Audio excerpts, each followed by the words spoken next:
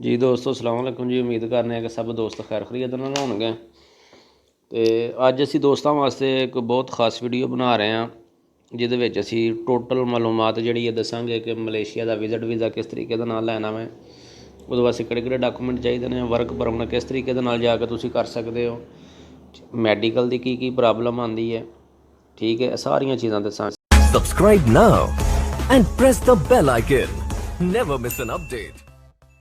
ਤੇ ਮੈਡੀਕਲ ਤੋਂ ਬਾਅਦ ਜਿਹੜੀ ਹੈ ਕੰਪਨੀ ਬਲੈਕ ਲਿਸਟ ਦੀ ਕੀ ਪ੍ਰੋਬਲਮ ਆਉਂਦੀ ਹੈ। ਅਗਰ ਫਾਰ ਐਗਜ਼ਾਮਪਲ ਕਿ ਜਿਹੜੇ ਬੰਦੇ ਪੁਰਾਣੇ ਰਹਿ ਰਹੇ ਨੇ, ਜਿਨ੍ਹਾਂ ਦੇ 2 ਪਰਮਿਟ ਨੇ, 4 ਪਰਮਿਟ, 10 ਪਰਮਿਟ, ਉਹਨਾਂ ਦੀ ਜਿਹੜੀ ਬਲੈਕ ਲਿਸਟ ਕੰਪਨੀ ਹੈ ਉਹ ਕਿਸ ਤਰੀਕੇ ਦੇ ਨਾਲ ਹੁੰਦੀ ਹੈ, ਉਹਦਾ ਕੀ ਸਿਸਟਮ ਹੈ।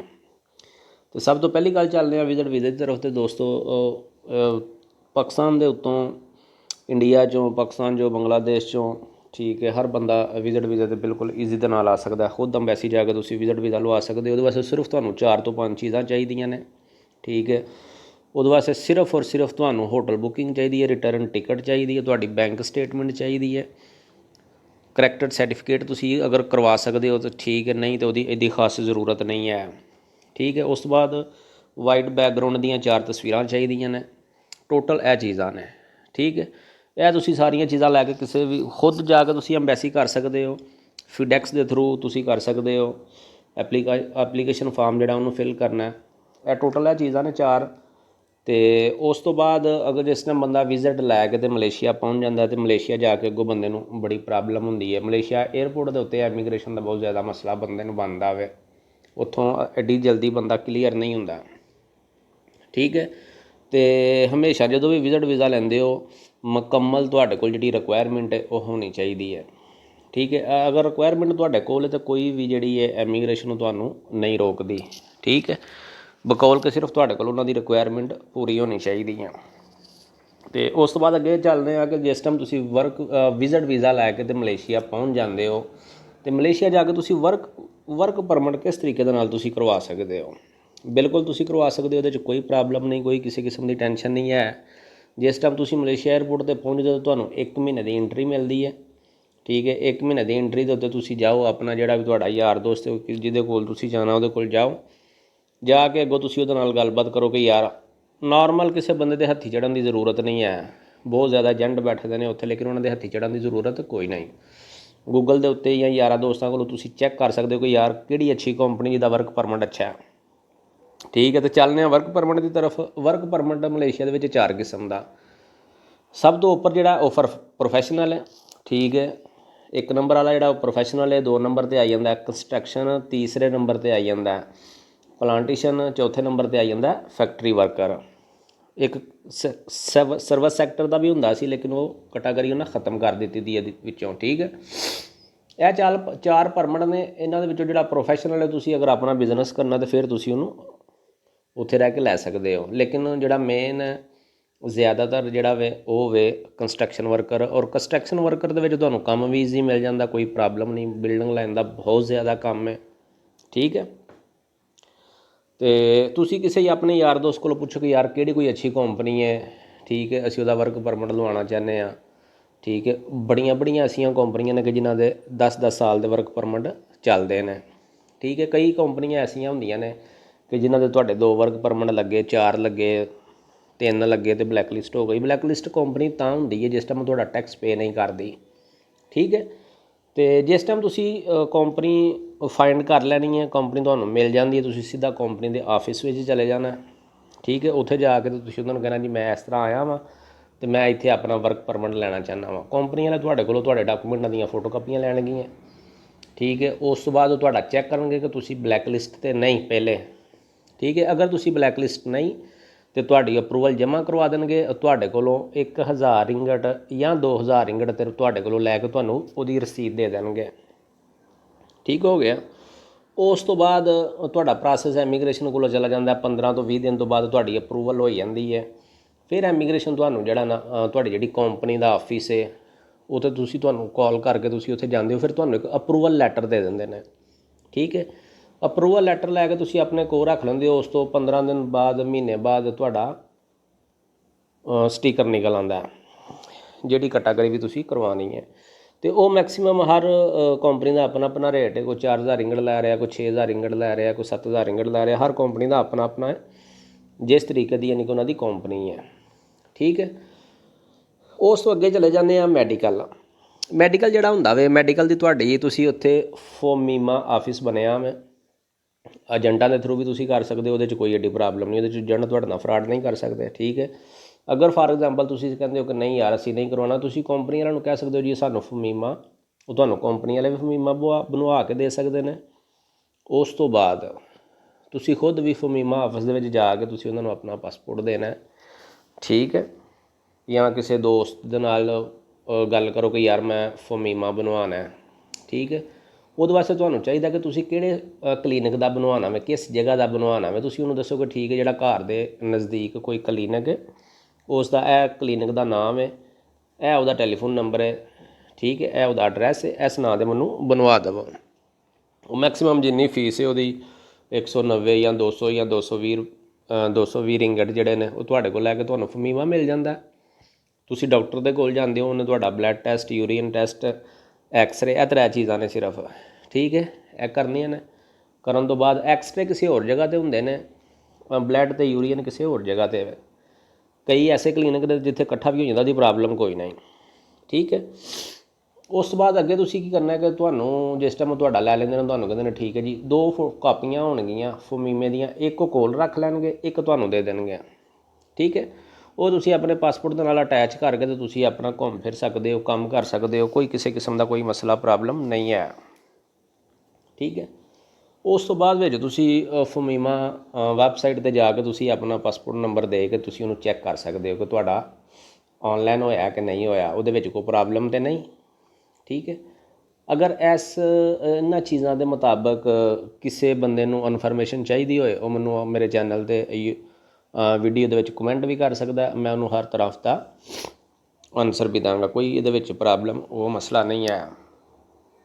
ਠੀਕ ਹੈ, ਉਸ ਤੋਂ ਬਾਅਦ ਜਿਸ ਟਾਈਮ ਤੁਸੀਂ ਜਾਂਦੇ ਹੋ ਫਮੀਮਾ ਆਨਲਾਈਨ, ਉਹਨੂੰ ਕਲਿੱਕ ਕਰਕੇ ਉਹਦੇ ਵਿੱਚ ਆਨਲਾਈਨ ਸਟੇਟਸ ਦੇ ਵਿੱਚ ਇੱਕ ਜਗ੍ਹਾ 'ਤੇ ਖਾਲੀ ਪਾਸਪੋਰਟ ਲਿਖਿਆ ਹੁੰਦਾ, ਇੱਕ ਜਗ੍ਹਾ 'ਤੇ ਅਪਰੂਵਲ ਨੰਬਰ ਲਿਖਿਆ ਹੁੰਦਾ। ਅਪਰੂਵਲ ਨੰਬਰ ਦੇਣ ਦੀ ਲੋੜ ਨਹੀਂ, ਖਾਲੀ ਤੁਸੀਂ ਪਾਸਪੋਰਟ ਦੇ ਕੇ ਉਹਨੂੰ ਕਲਿੱਕ ਕਰ ਦਿਓ, ਤੁਹਾਡਾ ਸਟੇਟਸ ਸਾਹਮਣੇ ਆਈ ਜਾਂਦਾ।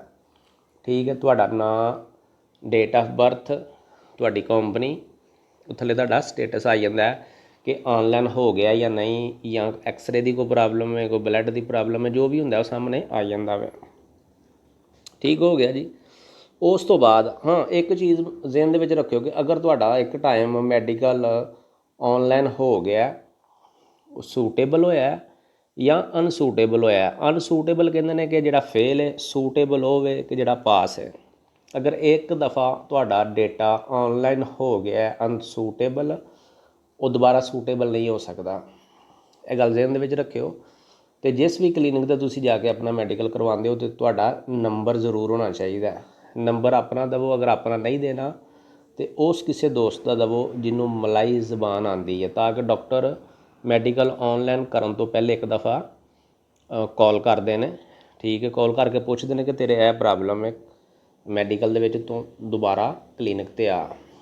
ਠੀਕ ਹੈ, ਅਤੇ ਹਮੇਸ਼ਾ ਉਸ ਬੰਦੇ ਦਾ ਨੰਬਰ ਦੇਵੋ ਕਿ ਜਿਹੜਾ ਉੱਥੋਂ ਦੀ ਉਹਨਾਂ ਦੀ ਜ਼ਬਾਨ ਜਾਣਦਾ ਹੋਵੇ। ਬੇਸਿਕਲ ਉਹਨਾਂ ਨੂੰ ਇੰਗਲਿਸ਼ ਵੀ ਆਉਂਦੀ ਹੈ, ਇੰਗਲਿਸ਼ ਮਲਾਈ ਨੋ ਪ੍ਰੋਬਲਮ। ਠੀਕ ਹੋ ਗਿਆ ਜੀ। ਇਸ ਤੋਂ ਬਾਅਦ ਜਿਸ ਟਾਈਮ ਤੁਹਾਡਾ ਮੈਡੀਕਲ ਆਨਲਾਈਨ ਹੋ ਜਾਂਦਾ, ਉਸ ਤੋਂ ਬਾਅਦ ਕੰਪਨੀ ਦੇ ਵਿੱਚ ਤੁਸੀਂ ਆਪਣਾ ਉਹਨਾਂ ਨੂੰ ਪਹੁੰਚ ਜਾਏਗਾ, ਕੰਪਨੀ ਵਾਲਿਆਂ ਕੋਲ ਆਟੋਮੈਟਿਕ ਉਹਨਾਂ ਨੂੰ ਪਤਾ ਚੱਲ ਜਾਏਗਾ। ਵੈਸੇ ਵੀ ਤੁਸੀਂ ਕੰਪਨੀ ਵਾਲਿਆਂ ਨੂੰ ਕਾਲ ਕਰਕੇ ਦੱਸ ਸਕਦੇ ਹੋ ਜੀ ਮੇਰਾ ਮੈਡੀਕਲ ਆਨਲਾਈਨ ਹੋ ਗਿਆ। ਜਿਸ ਟਾਈਮ ਤੁਹਾਡਾ ਮੈਡੀਕਲ ਆਨਲਾਈਨ ਹੋ ਗਿਆ, ਮੈਕਸੀਮਮ 10 ਦਿਨ ਦਾ ਟਾਈਮ ਲੱਗਦਾ, ਹਫ਼ਤਾ 10 ਦਿਨ। ਠੀਕ ਹੈ, ਉਸ ਤੋਂ ਬਾਅਦ ਜਿਸ ਟਾਈਮ ਕੰਪਨੀ ਨੇ ਤੁਹਾਡਾ ਵੇਖਣਾ, ਇਮੀਗ੍ਰੇਸ਼ਨ ਨੇ ਤੁਹਾਡਾ ਚੈੱਕ ਕਰਨਾ ਸਟੇਟਸ, ਮੈਡੀਕਲ ਸਟੇਟਸ ਤੁਹਾਡਾ ਠੀਕ ਹੈ, ਆਨਲਾਈਨ ਹੋ ਗਿਆ।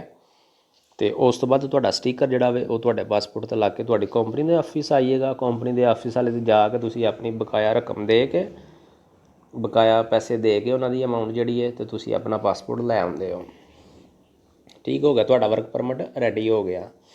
ਇੱਥੇ ਹੀ ਇੱਕ ਚੀਜ਼ ਹੋਰ ਹੈ ਕਿ ਜਿਸ ਟਾਈਮ ਤੁਸੀਂ ਕੰਪਨੀ ਦੇ ਵਿੱਚੋਂ ਵਰਕ ਪਰਮਿਟ ਲੈ ਕੇ ਆਉਂਦੇ ਹੋ, ਅਤੇ ਉਸੇ ਟਾਈਮ ਤੁਸੀਂ ਕੰਪਨੀ ਨੂੰ ਇਹ ਵੀ ਗੱਲ ਕਹਿਣੀ ਹੈ ਕਿ ਮੇਰਾ ਕੰਸਟਰਕਸ਼ਨ ਦਾ ਵਰਕਰ, ਕੰਸਟਰਕਸ਼ਨ ਦਾ ਪਰਮਿਟ ਹੈ, ਮੈਂ ਤੁਹਾਡਾ ਵਰਕਰ ਹਾਂ, ਮੈਨੂੰ CIDB ਕਾਰਡ ਵੀ ਚਾਹੀਦਾ। CIDB ਕੰਸਟਰਕਸ਼ਨ ਲਾਈਨ ਦੇ ਵਿੱਚ ਕੰਮ ਕਰਨ ਵਾਸਤੇ ਉਹ ਬਹੁਤ ਜ਼ਿਆਦਾ ਜ਼ਰੂਰੀ ਹੈ।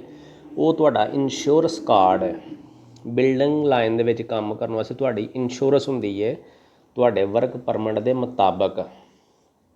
ਅਗਰ ਖੁਦਾ ਨਾ ਖਾਸਤਾ ਕੰਮ ਕਰਦਿਆਂ ਕੰਮ ਵਾਲੀ ਸਾਈਟ 'ਤੇ ਪ੍ਰੋਜੈਕਟ 'ਤੇ ਤੁਹਾਡੇ ਨਾਲ ਕੋਈ ਮਸਲਾ ਬਣ ਗਿਆ ਅਤੇ ਉਹ ਤੁਸੀਂ ਬਾਅਦ ਵਿੱਚ ਕਲੇਮ ਕਰ ਸਕਦੇ ਹੋ।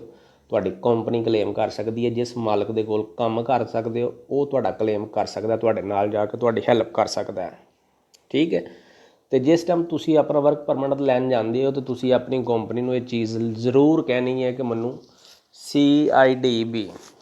CIDB ਕਾਰਡ ਜਿਹੜਾ ਉਹ ਵੀ ਮੈਨੂੰ ਕਰਵਾ ਕੇ ਦੇਵੋ। ਅਤੇ ਉਹ ਤੁਹਾਨੂੰ ਬਹੁਤ ਜਲਦ ਕਰਵਾ ਦਿੰਦੇ ਨੇ। ਮੈਕਸੀਮਮ ਹਫ਼ਤੇ 10 ਦਿਨ ਦੇ ਵਿੱਚ ਤੁਹਾਡਾ CIDB ਕਾਰਡ ਜਿਹੜਾ ਉਹ ਕੰਪਨੀ ਵਾਲੇ ਕਰਵਾ ਕੇ ਦੇ ਸਕਦੇ ਨੇ। ਉਹਦੇ 'ਚ ਕੋਈ ਐਡੀ ਪ੍ਰੋਬਲਮ ਨਹੀਂ। ਔਰ ਉਹਦੀ ਇਤਨੀ ਜ਼ਿਆਦਾ ਫੀਸ ਵੀ ਕੋਈ ਨਹੀਂ, 20-22 ਰਿੰਗਟ 25 ਰਿੰਗਟ ਜਾਂ ਤੁਹਾਡੇ ਕੋਲੋਂ 50 ਰਿੰਗਟ ਵੀ ਕੰਪਨੀ ਵਾਲੇ ਲੈ ਸਕਦੇ ਨੇ। ਠੀਕ ਹੋ ਗਿਆ ਜੀ। ਇਸ ਤੋਂ ਬਾਅਦ ਅੱਗੇ ਗੱਲ ਆ ਜਾਂਦੀ ਹੈ ਕਿ ਅਗਰ ਤੁਸੀਂ ਵਰਕ ਪਰਮਿਟ ਲਵਾ ਲਿਆ, ਠੀਕ ਹੈ, ਤੁਹਾਡਾ ਵਰਕ ਪਰਮਿਟ ਲੱਗ ਗਿਆ, ਕਿਸੇ ਵੀ ਕੈਟਾਗਰੀ 'ਚ ਲੱਗ ਗਿਆ, ਕੰਸਟਰਕਸ਼ਨ ਹੈ, ਪਲਾਂਟੇਸ਼ਨ ਹੈ, ਫੈਕਟਰੀ ਹੈ, ਠੀਕ ਹੈ, ਪ੍ਰੋਫੈਸ਼ਨਲ ਤੋਂ ਇਲਾਵਾ, ਉਸ ਤੋਂ ਬਾਅਦ ਤੁਹਾਡੇ ਵਰਕ ਪਰਮਿਟ ਕਿੰਨੇ ਲੱਗਣੇ ਨੇ? ਸਭ ਤੋਂ ਪਹਿਲੀ ਗੱਲ ਕਿ ਮੈਕਸੀਮਮ ਜਿਹੜੇ ਤੁਹਾਡੀ ਕੰਪਨੀ ਦੇ ਵਰਕ ਪਰਮਿਟ ਨੇ ਤੁਹਾਨੂੰ ਹਰ ਸਾਲ 1 ਸਾਲ ਬਾਅਦ ਰੀਨਿਊ ਕਰਵਾਉਣਾ ਪੈਂਦਾ। ਹਰ ਸਾਲ ਤੁਸੀਂ ਰੀਨਿਊ ਕਰਵਾਉਣਾ। ਉਹਦੀ ਲੀਵੀ ਫੀਸ ਹੈ, ਲੇਵੀ ਫੀਸ ਤੋਂ ਇਲਾਵਾ ਉਹਦੇ ਐਕਸਟਰਾ ਚਾਰਜਰ ਵੀ ਹੁੰਦੇ ਨੇ ਜਿਹੜੇ ਕੁਝ ਕੰਪਨੀ ਦੇ ਮਾਲਕ ਲੈਂਦੇ ਨੇ। ਕੰਪਨੀ ਨੂੰ ਉੱਥੇ ਕਹਿੰਦੇ ਨੇ ਮਾਜੀਕਾਨ। ਕੁਝ ਮਾਜੀਕਾਨ ਤੁਹਾਡੇ ਕੋਲ ਲੈਂਦੀ ਹੈ, ਕੁਝ ਐਮੀਗ੍ਰੇਸ਼ਨ ਸਟਿੱਕਰ ਦੇ ਪੈਸੇ ਲੈਣੇ ਹੁੰਦੇ ਨੇ। ਉਹ ਤੁਹਾਨੂੰ ਵਰਕ ਪਰਮਿਟ ਹਰ ਸਾਲ ਐਵਰੀ ਸਾਲ ਤੁਹਾਨੂੰ ਰੀਨਿਊ ਕਰਵਾਉਣਾ ਪਏਗਾ। ਠੀਕ ਹੈ। ਚਾਹੇ ਉਹ ਪਾਕਿਸਤਾਨੀ ਹੈ, ਚਾਹੇ ਉਹ ਬੰਗਲਾਦੇਸ਼ ਤੋਂ ਹੋਵੇ, ਚਾਹੇ ਇੰਡੀਆ ਤੋਂ ਹੋਵੇ, ਚਾਹੇ ਫਿਲੀਪੀਨ ਤੋਂ ਹੋਵੇ, ਚਾਹੇ ਕਿਸੇ ਜਗ੍ਹਾ ਦਾ ਵੀ ਬੰਦਾ ਉੱਥੇ ਮੌਜੂਦ ਹੈ, ਹਰ ਬੰਦੇ ਵਾਸਤੇ ਸੇਮ ਹਰ ਬੰਦੇ ਵਾਸਤੇ ਉੱਥੇ ਸੇਮ ਰਿਕੁਆਇਰਮੈਂਟ ਹੈ। ਠੀਕ ਹੋ ਗਿਆ ਜੀ। ਉਸ ਤੋਂ ਬਾਅਦ ਅਗਲੀ ਗੱਲ 'ਤੇ ਆਉਂਦੇ ਹਾਂ ਕਿ ਕੰਪਨੀ ਬਲੈਕ ਲਿਸਟ ਹੋ ਗਈ ਹੈ ਜੀ। 3 ਸਟੀਕਰ ਲੱਗੇ ਨੇ, 4 ਸਟੀਕਰ ਜਾਂ 4 ਵੀਜ਼ੇ ਲੱਗੇ ਨੇ। ਉਸ ਤੋਂ ਬਾਅਦ ਸਾਡੀ ਕੰਪਨੀ ਬਲੈਕ ਲਿਸਟ ਹੋ ਗਈ ਹੈ ਜੀ। ਬਿਲਕੁਲ ਠੀਕ ਹੋ ਗਿਆ, ਤੁਹਾਡੀ ਕੰਪਨੀ ਬਲੈਕ ਲਿਸਟ ਹੋ ਗਈ।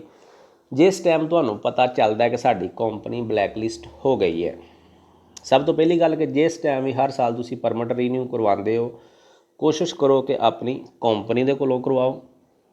ਠੀਕ ਹੈ। ਕਿਸੇ ਬਾਹਰ ਕਿਸੇ ਦੂਸਰੇ ਤੀਸਰੇ ਆਫਿਸ ਜਾਂ ਕਿਸੇ ਦੂਸਰੇ ਤੀਸਰੇ ਬੰਦੇ ਕੋਲ ਜਾਣ ਦੀ ਜ਼ਰੂਰਤ ਨਹੀਂ। ਜਾਂ ਉਸ ਬੰਦੇ ਕੋਲੋਂ ਤੁਸੀਂ ਰੀਨਿਊ ਕਰਵਾਓ ਕਿ ਜਿਹੜਾ ਬੰਦਾ ਤੁਹਾਡਾ ਪਰਮਿਟ ਤੁਹਾਡੀ ਕੰਪਨੀ ਦੇ ਵਿੱਚੋਂ ਜਾ ਕੇ ਰੀਨਿਊ ਕਰਵਾਉਂਦਾ। ਠੀਕ ਹੈ। ਜਿਹੜਾ ਤੁਹਾਡਾ ਕੋਈ ਮੇਨ ਏਜੰਟ ਹੈ। ਠੀਕ ਹੋ ਗਿਆ ਜੀ। ਉਸ ਤੋਂ ਬਾਅਦ ਅਗਰ ਤੁਹਾਡਾ ਫਾਰ ਐਗਜ਼ਾਮਪਲ ਕਿ ਪਰਮਿਟ 3 ਪਰਮਿਟ ਲੱਗੇ ਨੇ, 4 ਲੱਗੇ ਨੇ, ਕੰਪਨੀ ਬਲੈਕ ਲਿਸਟ ਹੋ ਗਈ ਹੈ।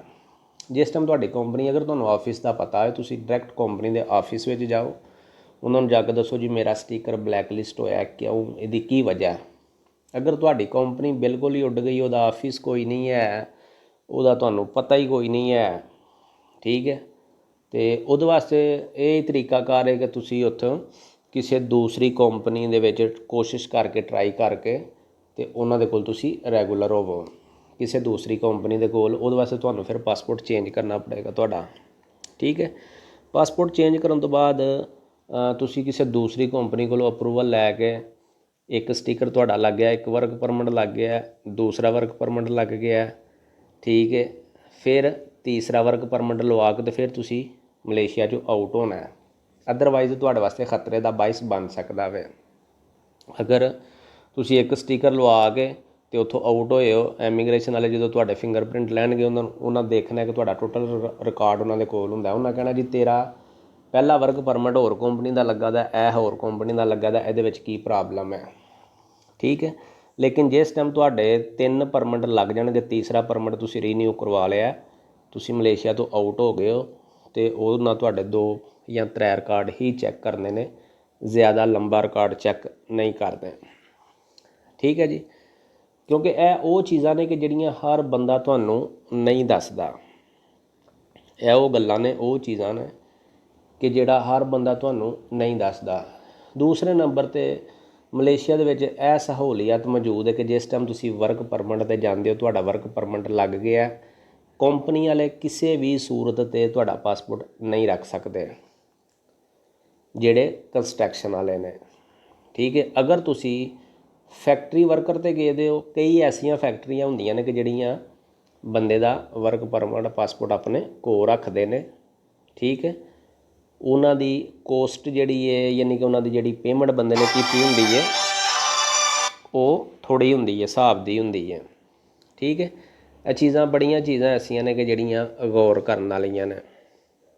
ਉਸ ਤੋਂ ਬਾਅਦ ਇੱਕ ਚੀਜ਼ ਹੋਰ ਆ ਜਾਂਦੀ ਹੈ ਕਿ ਉੱਥੇ ਕਫੀਲ ਸਿਸਟਮ ਕੋਈ ਨਹੀਂ, ਜਿਸ ਤਰ੍ਹਾਂ ਸਊਦੀਆ, ਦੁਬਈ, ਕੁਵੈਤ, ਕਤਰ, ਉੱਥੇ ਸਾਰਾ ਕਫੀਲ ਸਿਸਟਮ ਹੈ ਕਿ ਅਗਰ ਤੁਹਾਡਾ ਵਰਕ ਪਰਮਿਟ ਹੈ, ਤੁਹਾਡਾ ਪਾਸਪੋਰਟ ਹੈ, ਤੁਹਾਡੇ ਕਫੀਲ ਦੇ ਕੋਲ ਤੁਸੀਂ ਕੰਮ ਕਰਦੇ ਹੋ ਪਏ, ਆਪਣੇ ਕਫੀਲ ਦੇ ਅੰਡਰ ਕਰਦੇ ਹੋ ਪਏ।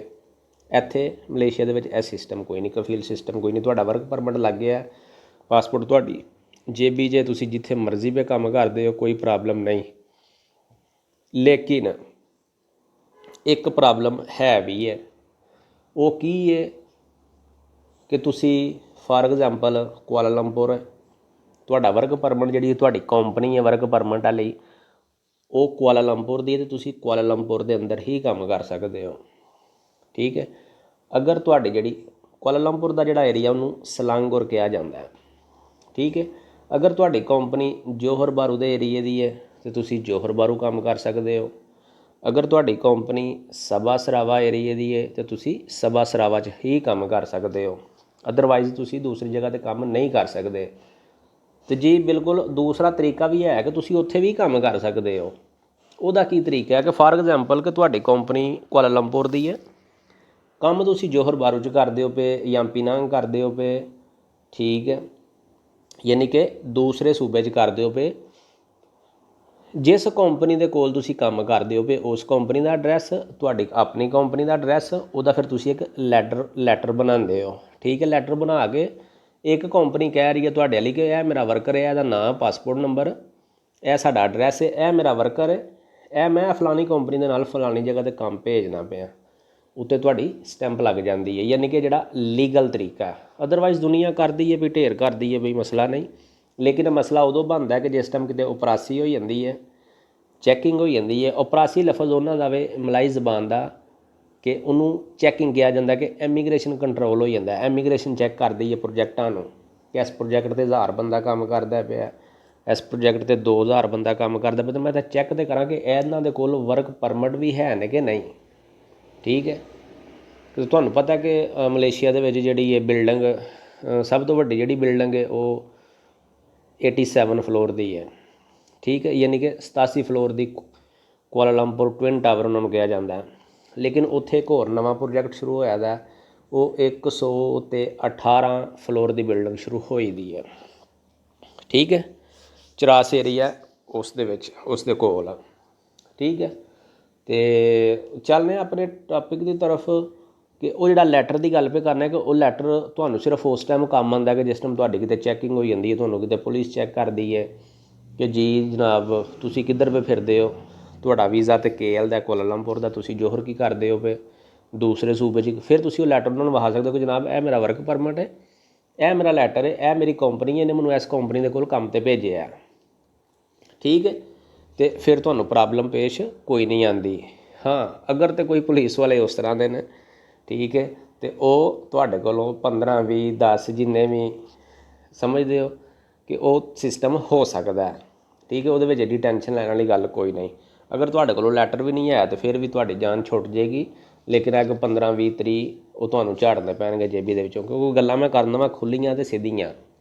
ਠੀਕ ਹੈ, ਉਸ ਤੋਂ ਅੱਗੇ ਆਉਂਦੇ ਹਾਂ ਕਿ ਜਿਸ ਟਾਈਮ ਤੁਸੀਂ ਪਾਕਿਸਤਾਨ ਜਾਣਾ, ਇੰਡੀਆ ਜਾਣਾ, ਬੰਗਲਾਦੇਸ਼ ਜਾਣਾ ਜਾਂ ਫਿਲਪਾਈਨ ਜਾਣਾ, ਉੱਥੋਂ ਤੁਹਾਨੂੰ ਤੁਹਾਡਾ ਜਿਹੜਾ ਸਟੇਟਸ ਹੈ, ਜਿਸ ਟਾਈਮ ਤੁਹਾਡੇ ਕੋਲ ਵਰਕ ਪਰਮਿਟ ਆ ਗਿਆ, ਸਭ ਤੋਂ ਪਹਿਲਾ ਕੰਮ ਤੁਸੀਂ ਇਹ ਕਰਨਾ ਕਿ ਤੁਸੀਂ ਆਪਣਾ ਬੈਂਕ ਅਕਾਊਂਟ ਓਪਨ ਕਰਵਾਉਣਾ। ਈਜ਼ੀ ਹੋ ਜਾਏਗਾ। ਉਹਦੇ ਵਾਸਤੇ ਸਿਰਫ ਤੁਹਾਨੂੰ ਕੰਪਨੀ ਦਾ ਲੈਟਰ ਚਾਹੀਦਾ। ਜਿਸ ਬੈਂਕ ਦੇ ਵਿੱਚ ਤੁਹਾਡੀ ਕੰਪਨੀ ਦਾ ਅਕਾਊਂਟ ਖੁੱਲ੍ਹਿਆ ਦਾ, ਉਹਦੇ ਵਿੱਚ ਤੁਹਾਡਾ ਅਕਾਊਂਟ ਖੁੱਲ੍ਹ ਜਾਵੇਗਾ।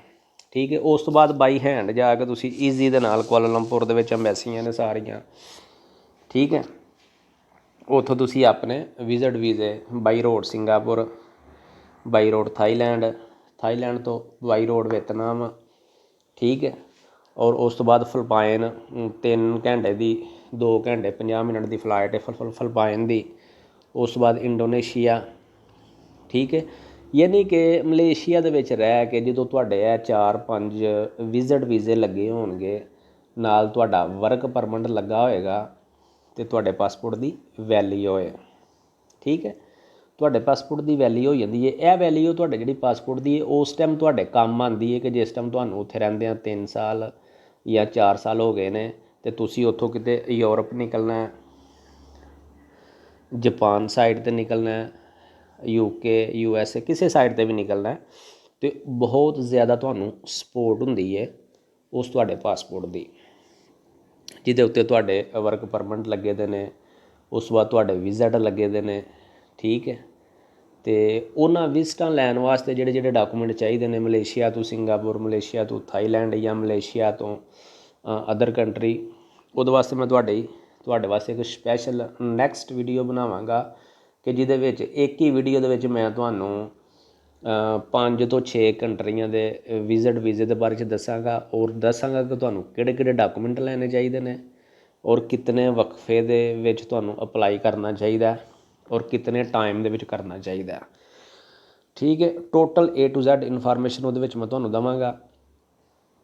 ਅਤੇ ਜਿਹੜੇ ਦੋਸਤ ਨਵੇਂ ਮੇਰੇ ਚੈਨਲ 'ਤੇ ਆਏ ਨੇ, ਮੇਰੀ ਵੀਡੀਓ ਨੂੰ ਵਾਚ ਕਰਦੇ ਨੇ ਪਏ, ਮੈਂ ਉਹਨਾਂ ਅੱਗੇ ਇੱਕ ਰਿਕੁਐਸਟ ਕਰਾਂਗਾ ਕਿ ਬਰਾਏ ਮਿਹਰਬਾਨੀ ਕਰਕੇ ਮੇਰੇ ਚੈਨਲ ਨੂੰ ਸਬਸਕ੍ਰਾਈਬ ਲਾਜ਼ਮੀ ਕਰੋ, ਲਾਈਕ ਕਰੋ, ਦੋਸਤਾਂ ਦੇ ਨਾਲ ਸ਼ੇਅਰ ਵੀ ਕਰੋ, ਠੀਕ ਹੈ, ਤਾਂ ਕਿ ਹਰ ਨਵੇਂ ਆਉਣ ਵਾਲੇ ਦੋਸਤ ਨੂੰ ਪਤਾ ਹੋਵੇ ਕਿ ਮੈਂ ਮਲੇਸ਼ੀਆ ਜਾ ਰਿਹਾ, ਮੈਂ ਉੱਥੇ ਜਾ ਕੇ ਕੰਮ ਕਰਨਾ, ਕਿਸ ਤਰੀਕੇ ਦੇ ਨਾਲ ਉੱਥੇ ਮੈਨੂੰ ਕੀ ਕੀ ਚਾਹੀਦਾ, ਕੀ ਪ੍ਰੋਸੈਸ ਹੈ, ਟੋਟਲ A to Z ਯਾਨੀ ਕਿ ਜਿਹੜੀ ਇਨਫੋਰਮੇਸ਼ਨ ਹੈ ਉਹਦੇ ਕੋਲ ਹੋਵੇ, ਠੀਕ ਹੈ। ਮੇਰਾ ਸਿਰਫ ਵੀਡੀਓ ਬਣਾਉਣ ਦਾ ਮਕਸਦ ਹੀ ਇਹ ਵੇ, ਮੇਰਾ ਵੀਡੀਓ ਬਣਾਉਣ ਦਾ ਸਿਰਫ ਮਕਸਦ ਇਹ ਵੇ ਕਿ ਜਿੰਨੇ ਯਾਰ ਦੋਸਤ ਨਵੇਂ ਜਾਂਦੇ ਨੇ ਪਾਕਿਸਤਾਨ ਤੋਂ, ਪੈਸਾ ਲਾ ਕੇ ਜਾਂਦੇ ਨੇ, ਠੀਕ ਹੈ, ਉੱਥੇ ਜਾ ਕੇ ਫਿਰ ਉਹ ਤੰਗ ਹੁੰਦੇ ਨੇ ਕਿਉਂਕਿ ਉਹਨਾਂ ਨੂੰ ਪਤਾ ਨਹੀਂ ਹੁੰਦਾ, ਉਹਨਾਂ ਨੂੰ ਗਾਈਡ ਕਰਨ ਵਾਲਾ ਕੋਈ ਨਹੀਂ ਹੁੰਦਾ, ਠੀਕ ਹੈ। ਔਰ ਜਿਹੜੇ ਦੋਸਤ ਪਾਕਿਸਤਾਨ ਤੋਂ ਕਾਲਿੰਗ 'ਤੇ ਜਾਂਦੇ ਨੇ ਉਹ ਬਿਲਕੁਲ ਈਜ਼ੀ ਨੇ ਕਿਉਂਕਿ ਉਹਨਾਂ ਆਪਣਾ ਪਹਿਲੇ ਸਭ ਤੋਂ ਮੈਡੀਕਲ ਕਰਵਾਉਣਾ, ਮੈਡੀਕਲ ਕਰਵਾਉਣ ਤੋਂ ਬਾਅਦ ਜਿਹੜਾ ਉਹਨਾਂ ਦਾ ਏਜੰਟ ਹੈ ਜਾਂ ਕੰਪਨੀ ਹੈ ਉਹਨੂੰ ਉਹਨਾਂ ਕਾਗਜ਼ ਭੇਜਣੇ ਦੇ, ਉਹਦੀ ਅਪਰੂਵਲ ਆ ਜਾਣੀ, ਅਪਰੂਵਲ ਤੋਂ ਬਾਅਦ ਉਹਦਾ ਪਾਸਪੋਰਟ ਅੰਬੈਸੀ ਜਾਣਾ, ਅੰਬੈਸੀ ਦੇ ਵਿੱਚ ਉਹਦਾ ਪਾਸਪੋਰਟ ਲੱਗ ਕੇ ਨਾਲ ਹੀ ਉਹਦਾ ਜਿਹੜਾ ਨਾ ਪ੍ਰੋਟੈਕਟਰ ਹੋਈ ਜਾਣਾ, ਟਿਕਟ ਕਰਵਾਉਣੀ ਹੈ ਅਤੇ ਉਹਨਾਂ ਆਪਣਾ ਪਲੇਨ ਫੜਨੀ ਹੈ ਅਤੇ ਸਿੱਧਾ ਮਲੇਸ਼ੀਆ, ਠੀਕ ਹੈ। ਮਲੇਸ਼ੀਆ ਏਅਰਪੋਰਟ 'ਤੇ ਜਾ ਕੇ ਪਰੇਸ਼ਾਨ ਹੋਣ ਦੀ ਲੋੜ ਨਹੀਂ। ਮਲੇਸ਼ੀਆ ਏਅਰਪੋਰਟ 'ਤੇ ਜਦੋਂ ਤੁਸੀਂ ਜਾ ਕੇ ਉਤਰਦੇ ਹੋ, ਵੇਟਿੰਗ ਹਾਲ 'ਚ ਜਾਂਦੇ ਹੋ, ਠੀਕ ਹੈ, ਇਮੀਗ੍ਰੇਸ਼ਨ ਦੀਆਂ ਜਿਹੜੀਆਂ ਲਾਈਨਾਂ ਨੇ, ਇਮੀਗ੍ਰੇਸ਼ਨ ਵਾਲੇ ਤੁਹਾਨੂੰ ਇੱਕ ਸਾਈਡ 'ਤੇ ਬਿਠਾ ਦਿੰਦੇ ਨੇ ਕਿ ਬਹਿਓ, ਤੁਹਾਡਾ ਮਾਜੀ ਖਾਨ ਆਏਗਾ ਅਤੇ ਤੁਹਾਨੂੰ ਆਪ ਹੀ ਲਾਈਏਗਾ, ਪਰੇਸ਼ਾਨ ਨਹੀਂ ਹੋਣਾ ਮਾਜੀ ਖਾਨ ਤੋਂ। ਮਾਜੀ ਖਾਨ ਕਹਿੰਦੇ ਨੇ ਕੰਪਨੀ ਨੂੰ, ਕੰਪਨੀ ਦਾ ਜਿਹੜਾ ਮਾਲਕ ਹੈ ਮਾਜੀ ਖਾਨ, ਠੀਕ ਹੈ। ਜਿਸ ਟਾਈਮ ਤੁਹਾਡਾ ਕੰਪਨੀ ਦਾ ਮਾਲਕ ਆਏਗਾ ਉਹਦੇ ਹੱਥ ਦੇ ਵਿੱਚ ਇੱਕ ਲਿਸਟ ਹੋਏਗੀ ਤੁਹਾਡੀ ਕਿ ਮੇਰੇ 20 ਬੰਦੇ ਆਏ ਨੇ, 50 ਬੰਦੇ ਆਏ ਨੇ, 100 ਬੰਦੇ ਆਏ ਨੇ, ਠੀਕ ਹੈ।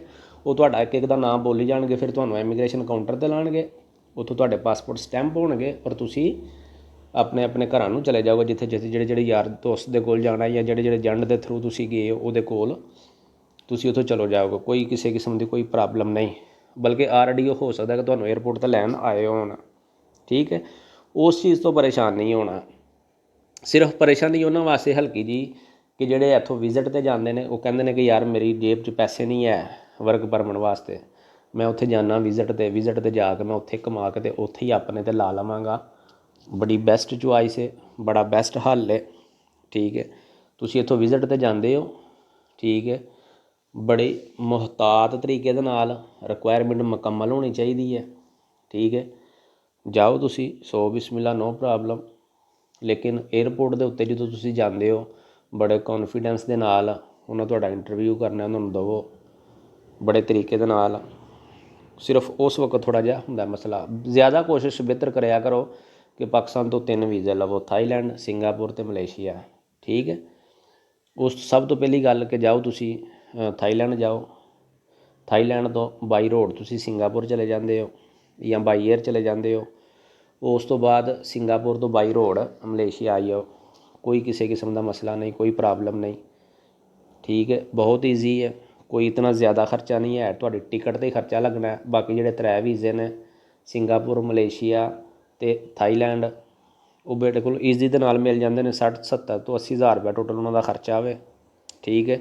ਅਗਰ ਕਿਸੇ ਦੋਸਤ ਨੂੰ ਮੇਰੀ ਇਸ ਵੀਡੀਓ ਦੇ ਬਾਰੇ 'ਚ ਕਿਸੇ ਕਿਸਮ ਦਾ ਕੋਈ ਕਮੈਂਟ ਵੀਜ਼ਾ ਇਨਫੋਰਮੇਸ਼ਨ ਦੇ ਬਾਰੇ 'ਚ ਕਿਹੜੇ ਡਾਕੂਮੈਂਟ ਚਾਹੀਦੇ ਨੇ, ਬਿਲਕੁਲ ਮੈਨੂੰ ਕਮੈਂਟ ਕਰੋ, ਕੋਈ ਮਸਲਾ ਨਹੀਂ ਹੈ, ਮੈਂ ਤੁਹਾਡਾ ਜਵਾਬ ਵੀ ਦਾਂਗਾ। ਤੇ ਬੜੇ ਸਾਰੇ ਦੋਸਤਾਂ ਦੇ ਕਮੈਂਟ ਮੈਨੂੰ ਆਉਂਦੇ ਵੀ ਨੇ, ਠੀਕ ਹੈ। ਤੇ ਮੈਂ ਇੱਕ ਦਫਾ ਫੇਰ ਦਰਖਾਸਤ ਕਰਨਾ ਕਿ ਜਿਹੜੇ ਦੋਸਤ ਨਵੇਂ ਮੇਰੇ ਚੈਨਲ ਨੂੰ ਵਾਚ ਕਰਦੇ ਨੇ ਪਏ, ਬਰਾਏ ਮਿਹਰਬਾਨੀ ਕਰਕੇ ਮੇਰੇ ਚੈਨਲ ਨੂੰ ਸਬਸਕ੍ਰਾਈਬ ਲਾਜ਼ਮੀ ਕਰੋ, ਉਹ ਦੋਸਤਾਂ ਦੇ ਨਾਲ ਸ਼ੇਅਰ ਵੀ ਕਰੋ।